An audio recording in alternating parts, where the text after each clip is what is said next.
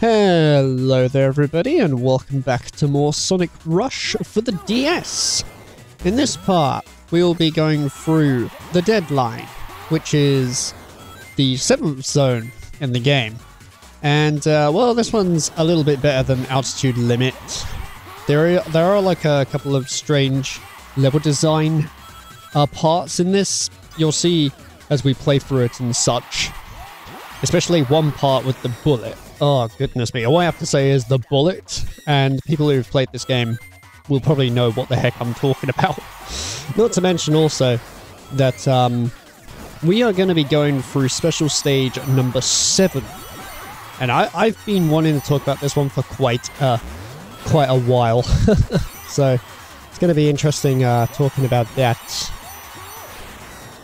Oh yeah, plus you got like these little things as well, which require you to go forward and back in order to go upside down and such. The gravity side of things reminds me of like Sonic Advance 2.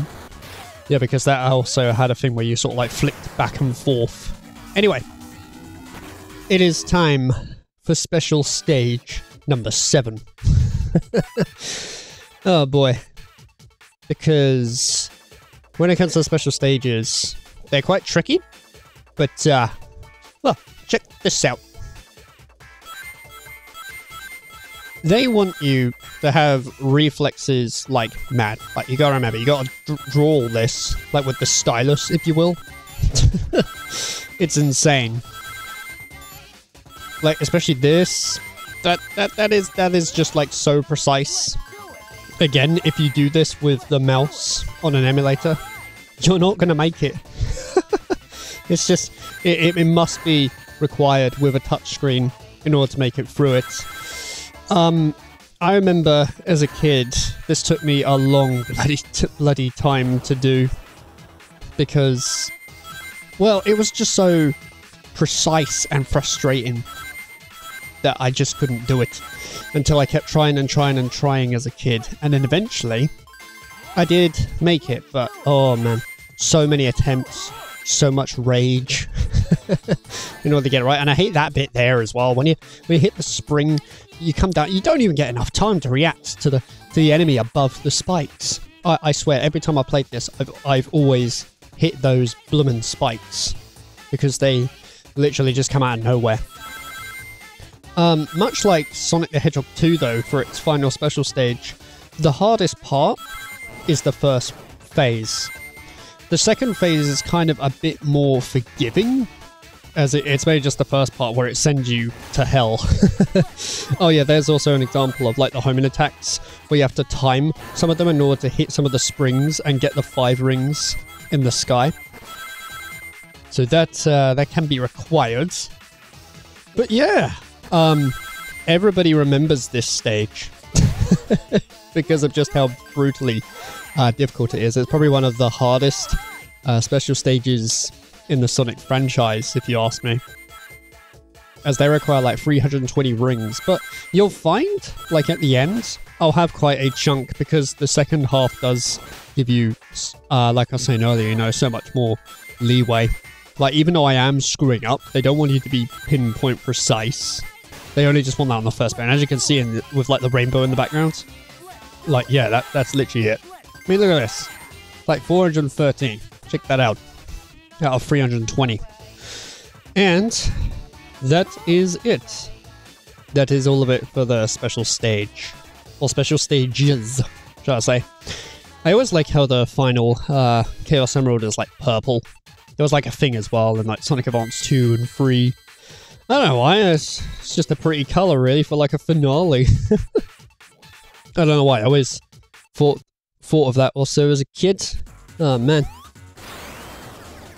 But anyway, yeah, the Deadline. This place has fucking awesome music.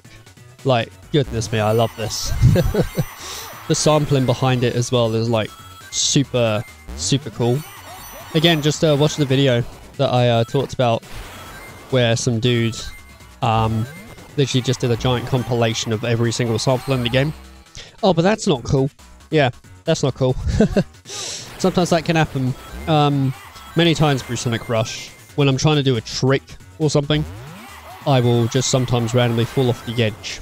Now, when I fall off, it's like, oh, okay, I just don't do it there, but it happens so fast that it kind of catches you off guard, you know? I still agree with what I said before as well, where when it comes to the level design of Sonic Rush, I don't really remember much of it. I'm just sort of like running through blindly. Like I'm not, I don't really remember anything. Nothing really sticks out to me compared to like the other Sonic titles.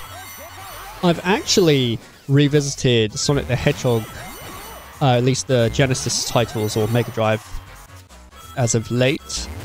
I played Sonic 1 on the Genesis version, like the original one.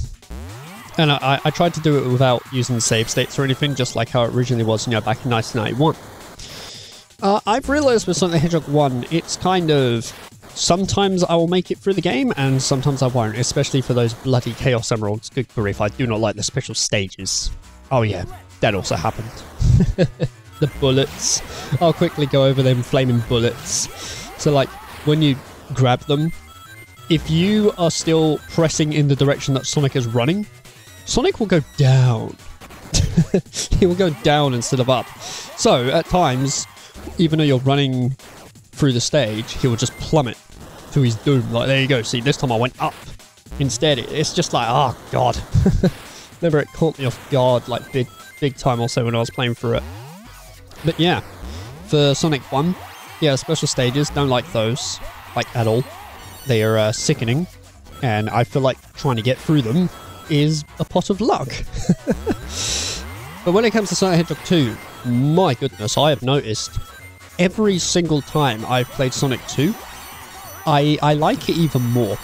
Because I really appreciate like its design and what it's going for, you know.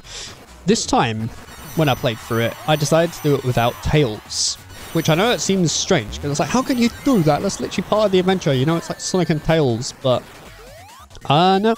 Tails gets in the way a lot, so I just thought I'd try it with Sonic. And besides, like, Tails meets up with us in the plane later. And the special stages for that game are pretty cool too. Some people say that when it comes to the special stages of Sonic 2, you have to, like, memorize the stage. I sort of agree but disagree. I can understand that, because, you know, memorizing it does make it a lot easier, but every time I play Sonic 2, I don't really know what I'm doing in the special stages. I just sort of follow the half pipe, you know, the corners. And if I screw up in a special stage, I'll remember it then. I'll remember, like, the fuck up that I did. But other than that, I thought it was pretty smooth sailing. Not to mention also that with the amount of checkpoints that you get given, you get so many chances to get all the Chaos Emeralds. It's great. I would still say, though, for people who are trying to get into Sonic these days, definitely play the Origins versions, because having lives and stuff is sort of like a very old thing now. Like, these days, it is way more convenient just to play stuff, you know, with all the lives that you want, and you can even retry the special stages, so you don't have to try to get 50 rings again. It's like, it's way more convenient, but if you're after like the true authentic challenge, it still holds up on that side. I'm currently going through Sonic 3 and Knuckles again. I managed to get all the Chaos Emeralds in that one with Sonic and Tails.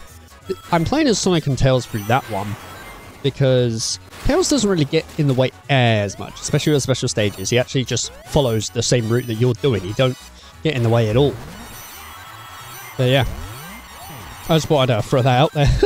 Just wanted to go on a bit of a ramble or so, because I'm wanting to like revisit a lot of the Sonic the Hedgehog titles to see where my opinion stands these days. I like to do those games, even though I've played them a bunch and that. Each year or so, I will play them and then just see, okay, has my opinion changed over time?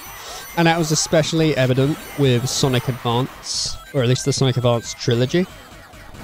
Because Sonic Advance, how it used to be, is 2 was my favorite. I absolutely loved 2, right? And then after that it was 1, and then 3 was my least favorite, whereas nowadays it's gone, Sonic Advance is now my favorite, then 3, and then 2 is my least favorite. Because of just how much more I've noticed over time, you know? So that's why I like revisiting stuff from time and time again. I do play new things at the same time as well. Like, I'm currently going through Sly Cooper at the minute for the PS2. I've always wanted to play that. And that's been sitting on my shelf for ages. Like, I have 1, 2, and 3. So I'm gonna play through those. Just to see what all the fuss is about, you know? So far, it's like really good impressions with Sly. Goodness me. Oh, I do like this, like, little detail also where Sonic goes, like, big or small when he's running along the stuff. Like, seriously, for DS, it's quite visually pleasing to look at. Oh, there you go, there's another silly death. It is interesting to find, though, that even if you die in this, the S rank, or at least the ranking system, still continues, because there have been moments where, even though I've died, the S rank still counted. So, that's bizarre. Especially when you count other games where dying was like, it costed you the entire bloody rank. Like, I'm pretty sure even in Sonic Heroes, if you die, the score, like, resets to like 0. So, you know. Again, with those enemy rooms, they are slightly annoying, but they don't get in the way too much. I'm trying to flip between the screens in this, though, was sort of a bit of a pain, because Sonic just constantly just hops between them with the springs. It's cool. It's cool to look at on the DS, but it's like, oh man, so much switching around. But I at least did make it a bit easier for myself. Not only for Sonic Rush, but just DS games in the future. Because I'd like to like look at other DS games as well, you know? I actually need to record, what's it, Blaze's half next, because Sonic's is all done. That was done like ages ago. And, well, I want to do like a different thing with Blaze. I'm pretty sure I spoke about this before, but I'll sort of toy around with it when I get to it and such. Also, there's a special stage thing right there in case you want another shot. I don't think there's really any moments in Sonic Rush where I'm like missing one of those special generators, by the way.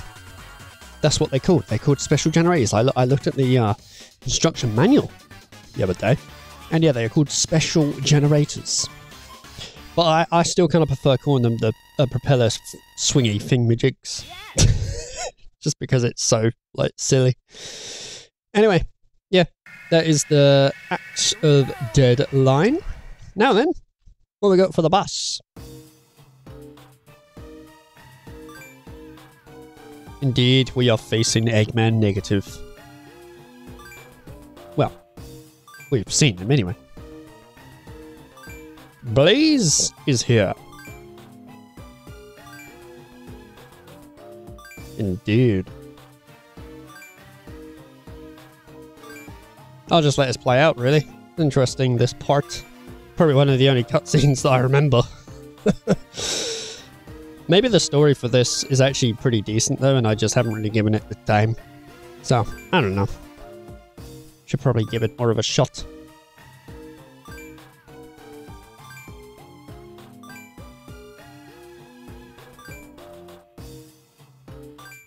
Love the difference of personalities here, like Sonic's all chill and stuff.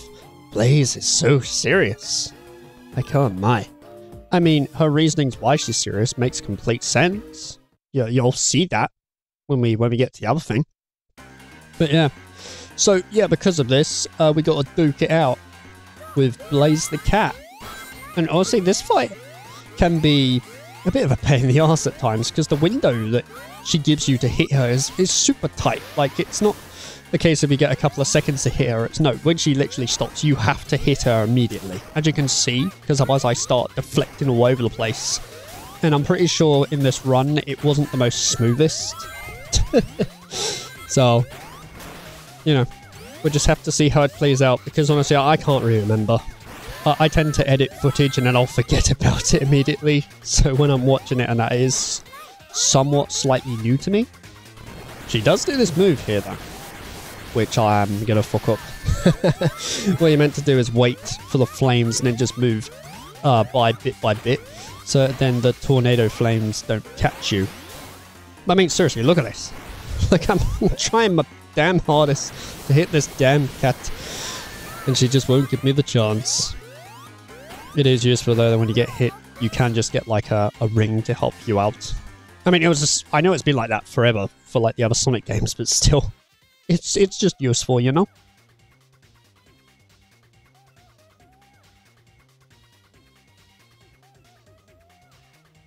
She has to do it by herself. Damn right, Sonic. Damn right. Okay. So, this part here. Oh my. As a kid, I could never do this on normal mode. Much like that boss that we fought on Altitude Limit. Yeah, they want you to mash the buttons, and they really, really want you to mash them. Like, I think it's even worse here. This was a point where I had to change it to easy in order to get through it, because I just could not do it. I couldn't get past this flaming boss. As you can see, I only just barely do it now, and this is all those years later. But yeah, I understand if you want to change down to difficulty or so, because I did that in order to get through this. So, it's completely valid, trust me. Not everyone is like a fast button masher. So I get it, don't worry. Anyway, yeah, that is the boss down. I doubt that was an S rank. That was a very poor run, if you ask me. But I still beat the boss, so whatever. I know a couple of things here now. I'm just not like a master at this game. I'm kind of confused how she's back here, though. She fell off the main stage, mate. You literally killed her. And she's back. I guess that's not how it played out also, according to the lore. But yeah.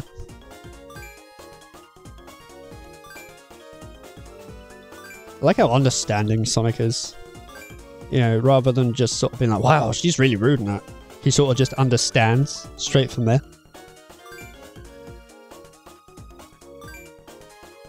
Yeah, absolutely. This will make more sense though when we get to your playthrough. Lisa's a cool character though. Kind of cool that she kept appearing in the other Sonic titles. Anyway, what we got going on here? Yes, the Soul Emeralds. That's right. She has the Soul Emeralds, while we have the Chaos Emeralds. It's real interesting how like the worlds intertwine and stuff. It's nothing revolutionary or anything, but you know, just it's nice.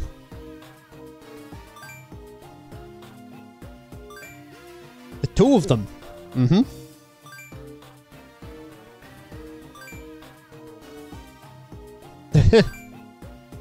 She follows orders.